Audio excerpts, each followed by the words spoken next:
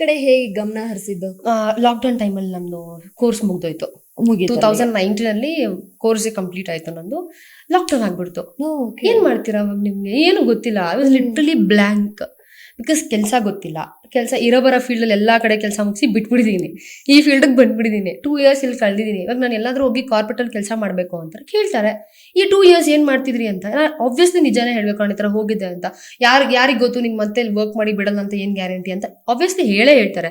So ನಂಗೆ ಗೊತ್ತಿಲ್ಲ ಏನ್ ಮಾಡಬೇಕು ಅಂತ. ನಮ್ಮ ಅಕ್ಕ ಒಬ್ಬರೇ ದುಡಿತಾ ಇದ್ರು ಆ ಟೈಮಲ್ಲಿ. She is the pillar of our house. ಇವಾಗಲೂ ಹೇಳ್ತೀನಿ ನಾನು. 1 ವರ್ಷ ಗುರು ಮನೆಯಲ್ಲೇ ಇದ್ದೆ. ಎವ್ರಿ ಸಿಂಗಲ್ ಎಷ್ಟು ಕ್ರೈ. ಏನ್ ಮಾಡ್ಬೇಕು, ಕೆಲ್ಸಕ್ಕೆ ಸಿಗ್ತಾ ಇಲ್ಲ. ಎಲ್ಲಿ ಎಷ್ಟು ಆಡಿಷನ್ ಕೊಟ್ಟಿದ್ದೀನಿ ಗೊತ್ತಾ ಅವಾಗ ಕೊರೋನಾ ಪೀರಿಯಡ್ ಅಲ್ಲಿ ಇಷ್ಟು ಆಡಿಷನ್. ಕೊರೋನಾ ಆದ್ಮೇಲೆ 20 ಟೈಮಲ್ಲಿ ಎಷ್ಟು ಆಡಿಷನ್ ಕೊಟ್ಟಿದ್ದೀನಿ ಅಂತ ನನಗೆ ಗೊತ್ತಿಲ್ಲ. ಪೇಪರಲ್ಲಿ ಹುಡುಕೋದು, ಕೇಳೋದು, ಯಾರಾದ್ರೂ ಕೇಳೋದು ಗೊತ್ತಿರೋ ಇದ್ರೆ ಹೇಳಿ ಅಂತ. ಹಂಗೆ ನಿಮ್ಗೆ ಕನೆಕ್ಷನ್ಸ್ ಬರೋದು. ಸೊ ನೀವು ಪರಿಚಯ ನಿಮ್ಮಿಂದ ಇನ್ನೊಬ್ರು ಹಂಗೆ ಆಡಿಷನ್ ಇಂದ ಬನ್ನಿ ಹೋಗೋದು ಆಡಿಷನ್ ಕೊಡೋದು ಬರೋದು. 100 ಆಡಿಷನ್ ಕೊಟ್ಬಿಟ್ಟಿದ್ದೀನಿ ಎಲ್ಲಾ ತರದ ಪಾತ್ರಗಳಿಗೆ. ಎಲ್ಲ ಟ್ರೈ ಮಾಡ್ಬಿಟ್ಟೆ, ಏನೂ ವರ್ಕೌಟ್ ಆಗಿಲ್ಲ. ಅವಾಗ ನನಗೆ ಡೌಟ್ ಬಂತು, ನನ್ಗೆ ಆಕ್ಟಿಂಗ್ ಬರಲ್ವಾ ಅಥವಾ ಏನ್ ಸಮಸ್ಯೆ ಆಗ್ತಿದೆ, ಎಲ್ಲಿ ಹೊಡ್ತಾ ಬೀಳ್ತಿದೆ, ಇಷ್ಟು ಆಡಿಷನ್ ಕೊಟ್ಟು ಒಂದು ಓಕೆ ಆಗಿಲ್ವಾ ನನಗೆ ಅಂತೆಲ್ಲ ಅನಿಸ್ತಾ ಇತ್ತು. ಹಿಂಗೆ ನನಗೆ ಹೂಮಳೆ ಸಿಕ್ತು. ಅದೇನೋ ಗೊತ್ತಿಲ್ಲ, ನನ್ನ ಲಕ್ಕ ಏನೋ. ಆ ಟೈಮಲ್ಲಿ ನನಗೆ ಒಂದು ಸಡನ್ ಕಾಲ್ ಬಂತು, ಫೋನಲ್ಲೇ ಒಂದು ವಿಡಿಯೋ ಮಾಡಿ ಕಳಿಸಿ ಅಂದ್ರು. ಕಳಿಸ್ದೆ. ಅವಾಗ ನನಗೆ ರಾಮೋಜಿ ಫಿಲ್ಮ್ ಸಿಟಿಲಿ ಶೂಟಿಂಗ್ ಮಾಡಿದ್ದು. Because it was very urgent. ಅದಕ್ಕೆ ನಾನು ಸೆಲೆಕ್ಟ್ ಆದೆ.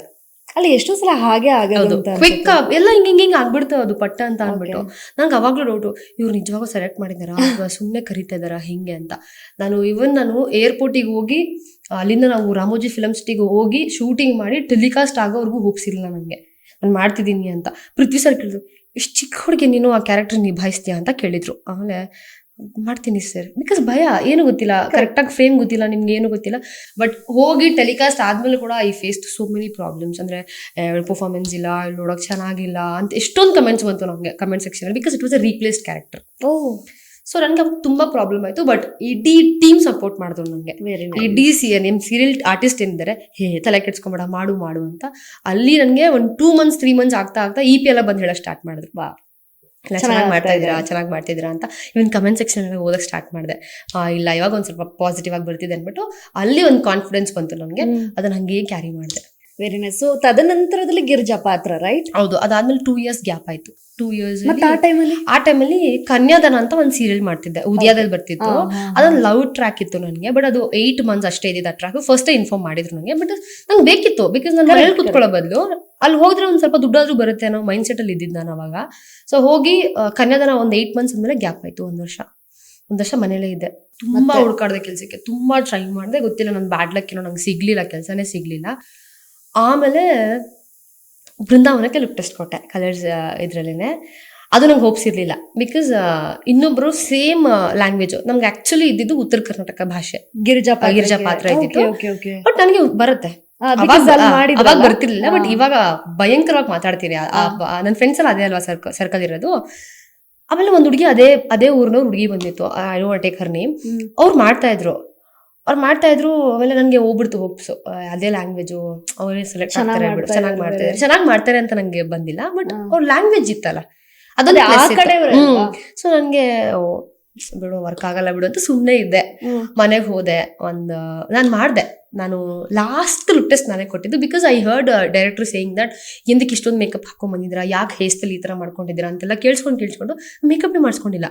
ಹಂಗೆ ಸುಮ್ಮನೆ ಡಲ್ ಆಗಿ ಮೇಕಪ್ ಮಾಡಿಸ್ಕೊಂಡು, ಹೇರ್ ಸ್ಟೈಲ್ ಕೂಡ ಅಷ್ಟೇ ಏನ್ ಕಮ್ಮ ಈ ತರ ಡಿಸೈನ್ ಹಾಕೊಂಡ್ ಬಂದಿದ್ದೀರಾ, ಡೈರೆಕ್ಟರ್ ಹೇಳೋದೆಲ್ಲ ಕೇಳಿಸ್ಕೊಂಡು ಗಿರಿಜಾ ಕ್ಯಾರೆಕ್ಟರ್ ಹೇಗ್ ಬೇಕಿತ್ತು ಆಗ ಸುಮ್ಮನೆ ರೆಡಿಯಾಗಿ ಹೋಗ್ಬಿಟ್ಟಿದ್ದೆ. ಏನೋ ಗೊತ್ತಿಲ್ಲ, ಕೋಇನ್ಸಿಡೆಂಟ್ ಅದು. ಹೋದೆ, ಅವರು ಕೇಳಿದ್ರು, ಮಾಡಿದೆ ಫಸ್ಟ್ ಒಂದ್ಸತಿ. ಡೈರೆಕ್ಟರ್ ಕರೆದ್ರು, ಈ ಭಾಷೆ ಬರುತ್ತಾ ನಿಂಗೆ ಅಂದ್ರು. ಸರ್ ಇದ್ರದ್ದು ನಾಟಕ ಮಾಡಿದ್ದೆ, ಹಂಗಾಗಿ ಭಾಷೆ ಬರುತ್ತೆ.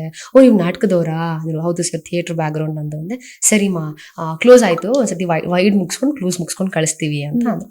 ಆಯ್ತು ಅಂತ ಮುಗಿಸ್ಬಿಟ್ಟು ಹೋದೆ. ಫೋಟೋ ತಗೊಂಡ್ರು ನಂದು.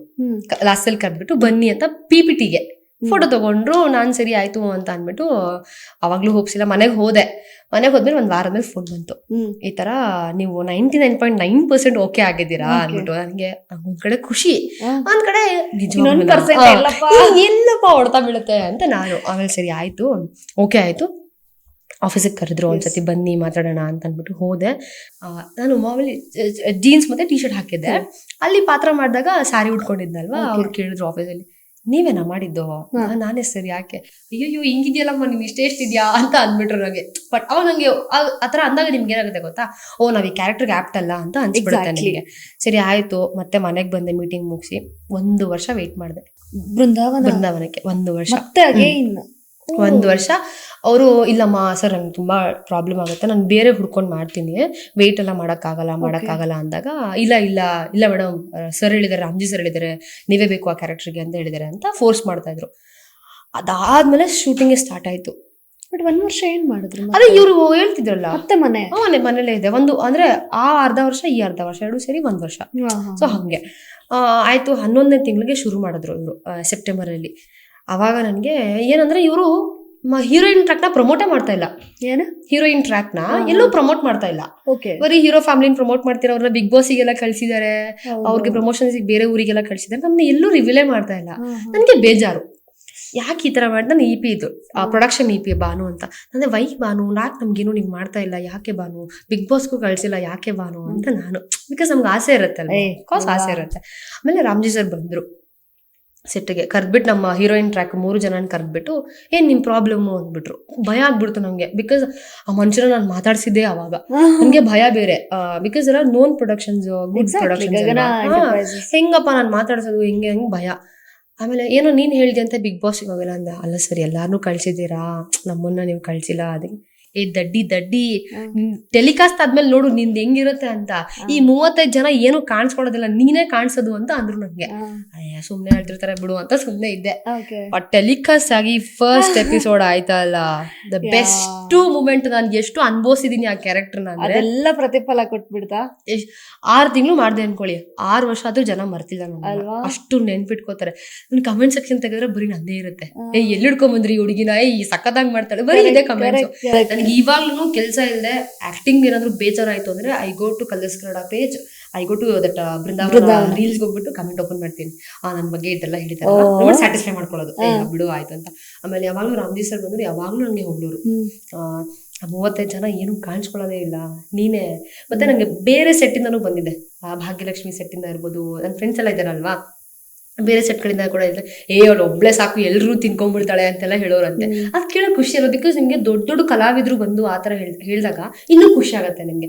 ಯಾರೋ ಬೇಡ, ನಮ್ಮ ಗಿರಿಜಾ ಲೋಕೇಶ್ ಅಜ್ಜಿರ 100 ಜನ್ಮಕ್ಕೊಲಿ, ನಾನೇ ಅಂತ ಗೊತ್ತಿಲ್ಲ ಅವ್ರಿಗೆ ಗಿರಿಜಾ. ಮೊನ್ನೆ ರೀಸೆಂಟ್ ಆಗಿ ಕುತ್ಕೊಂಡು ಹಿಂಗೆ ಟೇಬಲ್ ಮೇಲೆ ಊಟ ಮಾಡ್ಬೇಕಾದ್ರೆ ಕೇಳಿದ್ರು, ಮುಂಚೆ ಯಾವ ಸೀರಿಯಲ್ ಮಾಡಿದ್ಯೆ ಅಂತ. ಅಮ್ಮ ಬೃಂದಾವನ ಮಾಡ್ತಿದ್ದೆ ಕಣಮ್ಮ ಅಂತ ಅಂದೆ. ನೋಡಿದೀನಿ ಕಣ, ಯಾವ್ದೇ ಆದ್ರಲ್ಲಿ ಮಾಡಿದ್ದು ಅಂತ ಅಂದ್ರು. ಅದೇ ಕಣಮ್ಮ ಹೀರೋಯಿನ್, ಅದಕ್ಕೆ ಬಾಯಿ ಬಡ್ಕಿ ಏನೆ. ಅವ್ರು ಲಿಟ್ರಲಿ ಶಾಕ್. ನೀನಾ ಹಿಂಗೆ ಲೇ, ನೀನಾ ಅದು? ಹ್ಞೂ ಕಣಮ್ಮ, ಲೇ ನಾನೇ ಫ್ಯಾನ್ ಆಗ್ಬಿಟ್ಟಿದೀನಿ ಕಡೆ ನಿನಗೆ ಅಂತ. ಅವ್ರು ನಿಮ್ಗೆ ಹೆಂಗಾಗತ್ತೆ, ಅವ್ರ ಎಷ್ಟು 60-70 ವರ್ಷ ಆಡಿದವರು, ಅವ್ರು ಬಂದು ಆ ಮಾತು ಹೇಳಿದಾಗ ಖುಷಿ ಆಗತ್ತೆ ನನಗೆ. ಸೊ ಬೃಂದಾವನ ಯಾವಾಗ್ಲೂ ಬ್ಲೆಸ್ಡ್ ನನಗೆ. ನಾನು ಇವಾಗ್ಲೂ ರಾಮ್ಜಿ ಟವರ್ಸ್ ನೋಡಿದ್ರೆ ಕೈ ಮುಗಿತೇನೆ, ಬಿಕಾಸ್ ನಂಗೆ ಬ್ರೇಕ್ ಕೊಟ್ಟಿದ್ದು ರಾಮ್ಜಿ ಟವರ್ಸ್ ಮತ್ತೆ ರಾಮ್ಜಿ ಸರ್. ಯಾವಾಗ್ಲೂ ಅಷ್ಟೇ ಖುಷಿ ನಂಗೆ. ವರ್ಷ ಕಳ್ದಂಗ್ ಮನೆಯಲ್ಲಿ ಕೂತು, ಮನೆ ಜವಾಬ್ದಾರಿ, ಈ ಕಡೆ ಅಕ್ಕ ನೋಡಿದ್ರೆ ದುಡಿತಾ ಇದಾರೆ, ಅಮ್ಮ ಅಪ್ಪ ನೋಡಿದ್ರೆ ಕಷ್ಟ ಪಡ್ತಿದ್ದಾರೆ. ಬಟ್ ಅನ್ಫಾರ್ಚುನೇಟ್ಲಿ ಮನೇಲಿ ಕುತ್ಕೊಳ್ಳೋಂಗ್ ಆಗ್ತಾ ಇದೆ ಕೊರೋನಾ ಪೀರಿಯಡ್ ಇಂದ. ಸೊ ಅದಾದ್ಮೇಲೆ ಅಂದ್ರೆ ಏನಾಗುತ್ತೆ, ಈ ಟ್ರೈ ಮಾಡುವಾಗ ಸಿಗ್ದಲೇ ಹೋದಾಗ ಅದೊಂದು ತುಂಬಾ ನೋವಾಗುತ್ತೆ, ಸ್ಟ್ರೈಕ್ ಆಗೋದು ಗೊತ್ತಾ. ಎಲ್ಲಿದ್ದೀನಿ, ಏನ್ ಮಾಡ್ತೀನಿ. ಯಾಕಂದ್ರೆ ನಮ್ ಮುಂದೆ ಎಲ್ರು ಬೆಳಿತಾ ಇರ್ತಾರೆ, ಎಲ್ಲೆಲ್ಲೋ ಹೋಗ್ತಿರ್ತಾರೆ, ಎಲ್ಲೆಲ್ಲೋ ಓವರ್ ನೈಟ್ ಸ್ಟಾರ್ಸ್ ಆಗ್ತಾ ಇರ್ತಾರೆ. ಸೊ ಯಾವ ಮೂಮೆಂಟ್ ಅಲ್ಲಿ ಸ್ಟ್ರೈಕ್ ಔಟ್ ಆಗಿ ಇಲ್ಲ ಮಾಡ್ಬೇಕು ಅಂತ ನೀವ್ ಅನ್ಕೋತೀರಾ, ಅದೇ ಮೂಮೆಂಟ್ಗೆ ನಿಮ್ಗೆ ಬೃಂದಾವನ ಸೀರಿಯಲ್ ಸಿಗುತ್ತೆ. ಬೃಂದಾವನ ಸೀರಿಯಲ್ ನಿಮ್ಗೊಂದು ಬ್ರೇಕ್ ಥ್ರೂ. ಅಂದ್ರೆ ನೀವೇನ್ ಏನೇ ಮಾಡಿದ್ರು ಗಿರಿಜಾ ಪಾತ್ರ ಮರೆಯಲ್ಲ, ಆ ಪಾತ್ರಕ್ಕೆ ಅಷ್ಟು ಜೀವ ತುಂಬಿದಿರ ಹಾಗಾದ್ರೆ ಅಂತ. ಸೊ ಗಿರಿಜಾ ಅಂತ ಅಂದ್ರೆ ನಮ್ಗೆ ಬೃಂದಾವನ ಅಂದ್ರೆ ರಾಮ್ಜಿ ಸರ್ ಅದು ಕರೆಕ್ಟ್ ಆಗಿ ಹೇಳಿದ್ದಾರೆ. ನೀವೆಲ್ಲಾನು ತಿಂದಾಕೊಂಡ್ಬಿಟ್ರಿ, ಹೀರೋಯಿನ್ ನೋಡ್ಲಿಲ್ಲ, ಹೀರೋನು ನೋಡ್ಲಿಲ್ಲ ನಾವು.